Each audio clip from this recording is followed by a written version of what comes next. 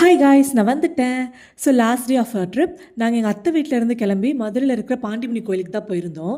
அங்கே பெருசாக கூட்டம் இல்லாததுனால ஒரு ஹாஃப் அன் ஹவர்லேயே சாமி பார்த்துட்டு வெளியே வந்தாச்சு. இந்த தடவை ஃபுல்லாகவே கோயில் ட்ரிப்பு தான். ராமேஸ்வரம், திருச்செந்தூர்னு சொல்லிட்டு அப்புறம் மதுரை மீனாட்சி அம்மன் கோயிலுக்கு போகிறதாவும் ஒரு பிளான் இருந்துச்சு. ஆனால் அங்கேயுமே லைனில் நிற்க வச்சிட்டாங்கன்னா அப்புறம் சென்னை வரைக்கும் கார் ஓட்டிட்டு வர முடியாதுன்னு சொல்லிட்டு என் ஹஸ்பண்ட் அந்த பிளானை கேன்சல் பண்ணிட்டாரு. இந்த சிங்கப்பெருமாள் கோயில் அப்புறம் குரோம்பேட் டிராஃபிக் இதுக்கெல்லாம் பயந்து அவர் வந்து ஏர்லி மார்னிங் கிளம்பலான்னு சொன்னார். நாங்களும் அலாரெல்லாம் வச்சோம். ஆனால் திருச்செந்தூரில் ஒரு 4 மணி நேரம் நின்னது.